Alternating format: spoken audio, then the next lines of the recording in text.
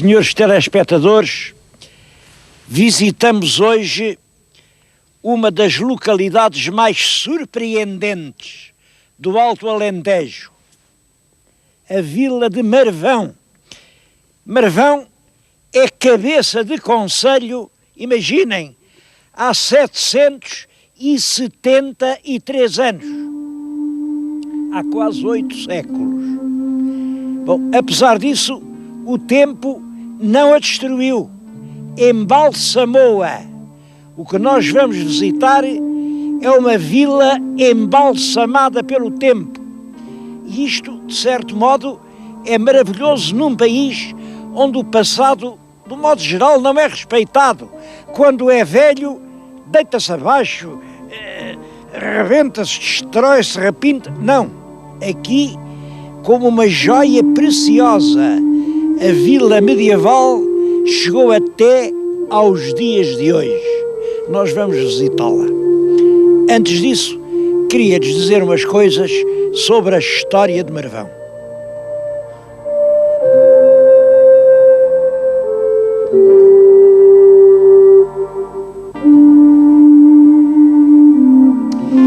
Viemos ao Salão Nobre na Câmara porque eu gostava que vissem esta tapeçaria. Tapeçaria que está atrás de mim, que aliás é muito bonita, é uma coisa dos anos 70, de uma obra de Porto Alegre e de um grande cartunista, foi João Tavares, já morreu há muito tempo, e que representa, imaginem, a tomada de Marvão por El Rei Dom Afonso Henriques. Aqui está o Dom Afonso Henriques, montado no seu cavalo, a tomar o castelo de Marvão. Vê-se ali o castelo de Marvão ao fundo, aliás já tem a bandeira cristã, numa grande batalha com os mouros. E isto é bastante curioso, porque estamos perante um acontecimento que nunca aconteceu. Podemos ter a certeza de que não houve nenhuma grande batalha do Dom Afonso Henriques para conquistar o castelo de Marvão. É certo que no tempo de Dom Afonso Henriques já existia esse castelo. É certo que já se chamava de Marvão. Bom, atribui-se esse nome, e também é curioso dizer isso, a um guerrilheiro que, antigo cristão, que se tinha feito mouro e que se tornara independente aqui em Badajoz. É a altura em que o poder dos califas se desmembra em pequenos estados, os reinos taifas, e o reinete de Badajoz era um tal Ibn Marwan, ou Marwan. Isto tem interesse porque publica-se ainda agora aqui em Marvão um boletim municipal, e um excelente boletim. Eu queria pôr em relevo a excelente qualidade científica deste boletim municipal de Marvão, que tem o nome de Ibn Marwan, e tem aqui as letras até em árabe. Porque o Ibn Marwan? É porque, segundo uma fonte árabe, o Al-Raziz, que é um historiador árabe do século X, e um historiador que, em regra, merece crédito, foi este Ibn Marwan que deu nome a Marvão, porque ele tinha-se tornado independente do Emir de Córdoba, e quando o Emir vinha por aí para o reduzir, enfim, à posição que competia, metendo os eixos, ele saía de Badajoz e vinha aqui meter-se nestes rochedos inacessíveis que havia aqui, e que se passaram a chamar com o nome dele, Marvão, e aqui resistia. Bom, até que ponto isto é verdade, é lenda, não sabemos. De qualquer maneira, é uma história bonita, e assim teria começado Marvão. Queria dizer-lhes uma outra coisa, é que esta belíssima tapeçaria, que portanto representa um combate que não houve, tem um outro pormenor, não sei se veem aqui, uns pássaros no céu, são águias. 3 águias que voam. Bom, é porque também da lenda de Marvão faz parte esse aspecto das águias que se vêem pelas costas. Pelas costas, o que é que isto quer dizer? Toda a gente sabe, as águias voam tão altas, e a gente cá de baixo olha para elas e vê-as, enfim, de baixo para cima. Só que mais alto que as águias voa Marvão, e quem esteja naqueles penedos altíssimos vê as águias pelas costas, vê-as voar lá embaixo. É claro que também isso é uma metáfora poética, mas expressiva, e que dá bem a ideia do sítio gigantesco, ciclópico, que é este Castelo de Marvão. O meu telespectador venha cá, porque se tiver sorte, até pode ser que consiga ver uma águia pelas costas.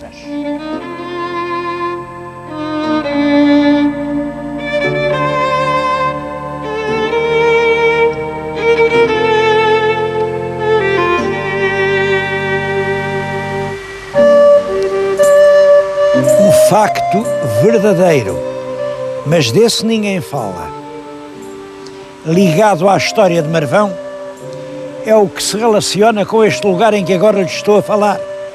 Estou aqui muito perto de Marvão, aliás, se olharem bem lá em cima, veem espreitar sobre os rochedos as casas de Marvão. E este lugar chama-se a Portagem. Portagem. Bom, já no século XIV se chamava aqui a Portagem, porque aqui pagava-se uma portagem. Pagava-se uma portagem para entrar no Reino de Portugal. Na Idade Média era assim mesmo, para passar de uma terra para a outra tinha que se pagar qualquer coisa, não admira. Bom, o que admira é que agora ainda a gente, para passar de uma ponte para a outra, tenha que pagar as portagens.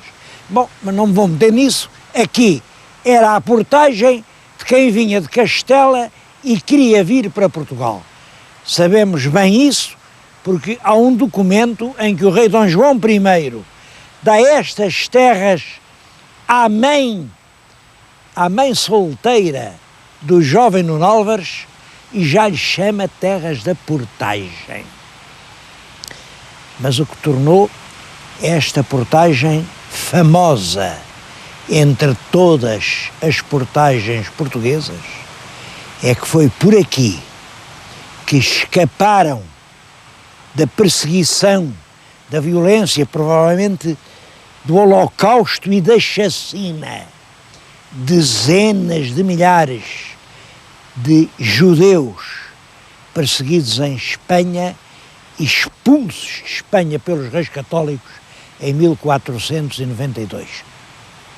A partir de 1492, e isso 92, 93, 94, 95, 96, até 96, dezenas de milhares de judeus fugitivos atravessaram este rio. Eles vinham daquele lado, porque aquela estrada para ali vai para Castela, deste lado entra no Reino de Portugal.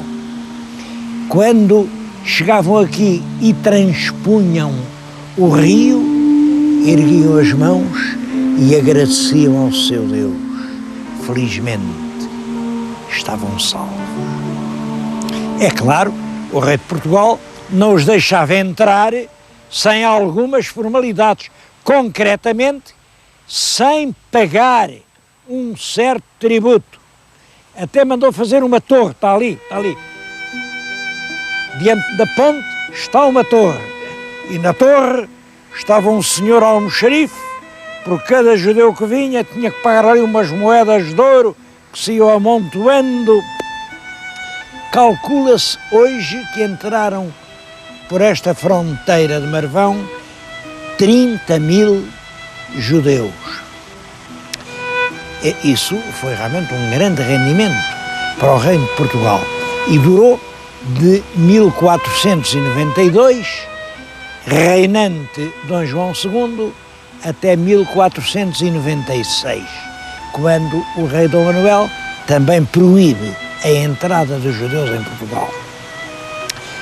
Este facto é extremamente importante. Primeiro porque salvou a vida a milhares de pessoas humanas. Eles entravam aqui e, pronto, tinham a vida salva, não sabiam o que havia de fazer, mas olhem, a primeira coisa era deitar-se, agradecer a Deus, levantar uma tenda e aqui, à volta de Marvão, sabe-se que por esses anos funcionava um acampamento de refugiados que chegou a ter 5.000 ocupantes. Na mesma altura, 5.000 que se iam revezando, porque é claro, eles depois saíam daqui, iam para o Porto, iam para Lisboa, iam para todas essas terras. Bom, muitos deles vieram depois a ser perseguidos, expulsos, mas muitos ficaram. E eu penso que a espantosa explosão literária de Portugal no século XVI, os milhares de autores dos quais é possível documentar a autoria de um texto escrito, bom, e entre esses autores há muitos que são banais, corriqueiros, triviais, não valem nada, bom, mas há alguns que se chamam Camões, Gil Vicente, Fernão Mendes Pinto, são dos grandes espíritos que iluminaram a cultura da Europa. E tudo isso está relacionado com essa grande injeção de sangue judaico que por esta fronteira de Marvão entrou em Portugal ao terminar o século XV. Eu não sei se eles passaram por esta ponte, se não. Há quem diga que sim, há quem diga que não. O povo chama isto ainda hoje a ponte romana. Os nossos eruditos, estudando melhor o caso, dizem que não, que a ponte já é do século XVI. Meu Deus, isso não tem importância nenhuma, porque o rio não era caudaloso e no verão eles atravessavam o rio a val. A estrada era de pedra e do lado de cá estava o reino de Portugal, estavam os braços abertos, estava um país sempre aberto a quem vier por bem. Penso que esse acontecimento, a chegada dos judeus no fim do século XV, é o acontecimento mais belo, mais nobre da história de Marvão.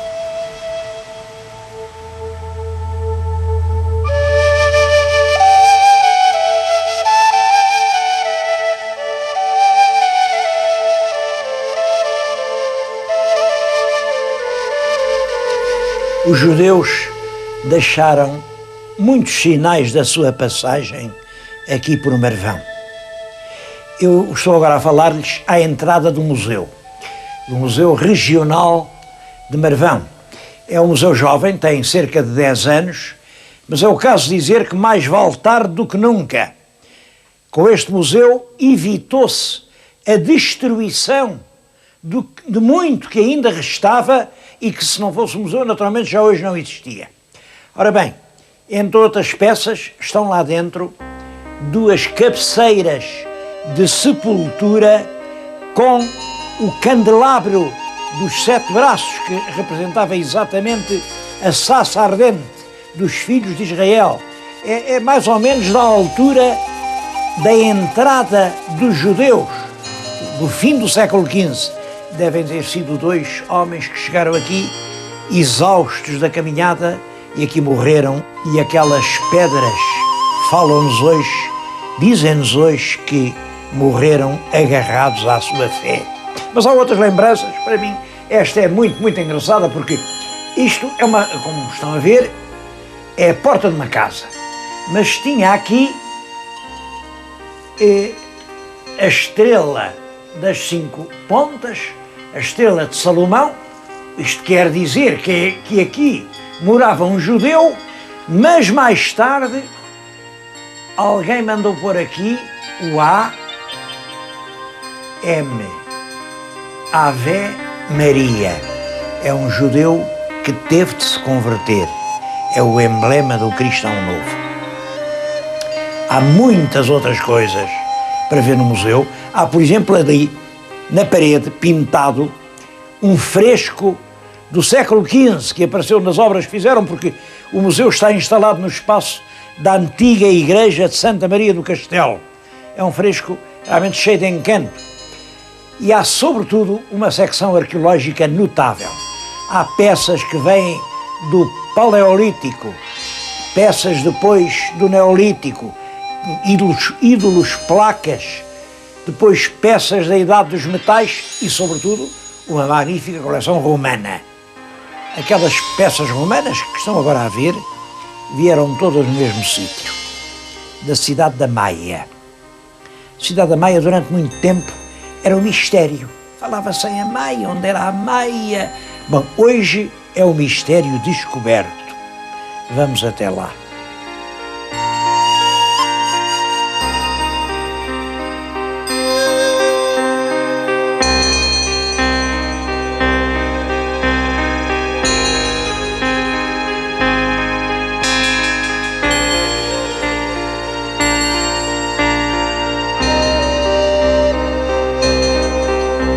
Durante muito tempo, os povos aqui da região contavam uma estranha lenda. É que, debaixo destes verdes campos, havia uma grande cidade que a terra tinha engolido. E dizia-se, quem um dia cavar fundo, muito fundo, encontra os telhados de palácios e vai encontrar uma cidade intacta. Bom, depois vinham os eruditos, davam uns nomes à cidade, havia muitas teorias, ninguém fazia coisa nenhuma, até que, em 1994, por iniciativa da Universidade de Évora, se fez finalmente uma exploração para ver que cidade era essa. Bom, 94, reparem, estou-lhes a falar em 99, em 5 anos, foi possível trazer à luz do dia ruínas romanas extremamente importantes. É a cidade de Amaia, que deve ter sido fundada nos inícios da época cristã. Portanto, esta cidade nasceu há 20 séculos. Os trabalhos estão em pleno desenvolvimento, são dirigidos pelo Dr. Jorge de Oliveira e são realmente sob a responsabilidade da Universidade de Évora e agora da fundação da cidade da Maia, e estão a trazer revelações surpreendentes. Eu vou-lhes só falar de 2 ou 3 coisas.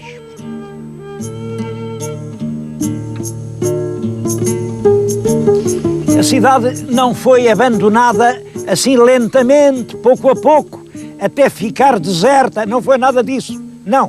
Morreu de morte súbita.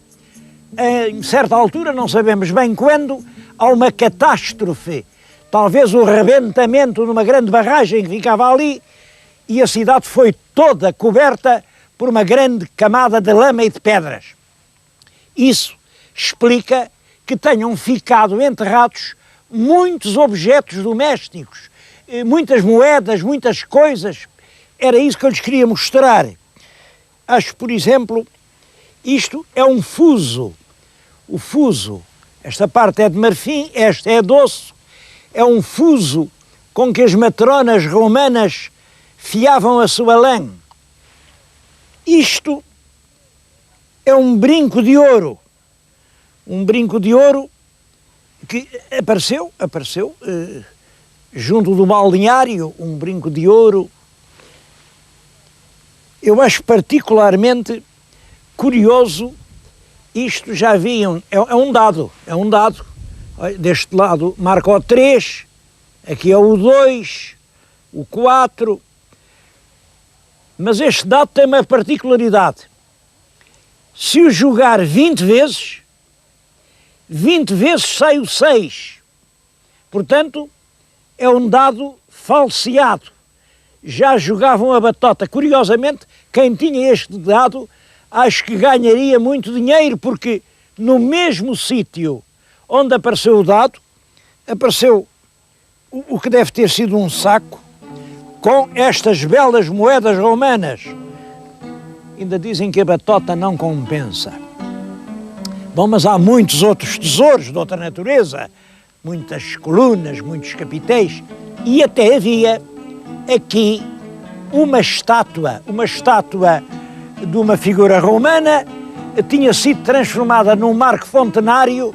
Olha, aquele buraco que vêem ao fundo da barriga era o buraco por onde saía a água.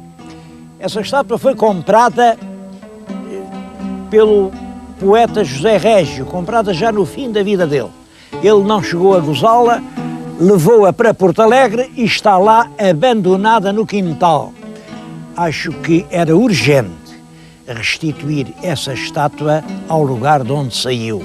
Essa e inúmeras coisas que iam, à medida que os lavradores andavam com o arado ou com a charrua ou até com a enxada, apareciam peças romanas, ia tudo para Lisboa.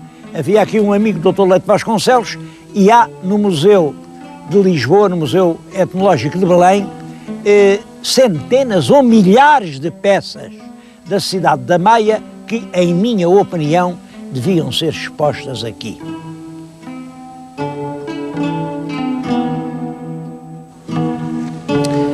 Uma nota muito curiosa para a história de Marvão é que, apesar deste aspecto assim rupestre, rude, alcantilado, uma espécie de acrópole sangrenta a emergir da planície alentejana, apesar de tudo isso, Marvão foi sempre um lugar de paz.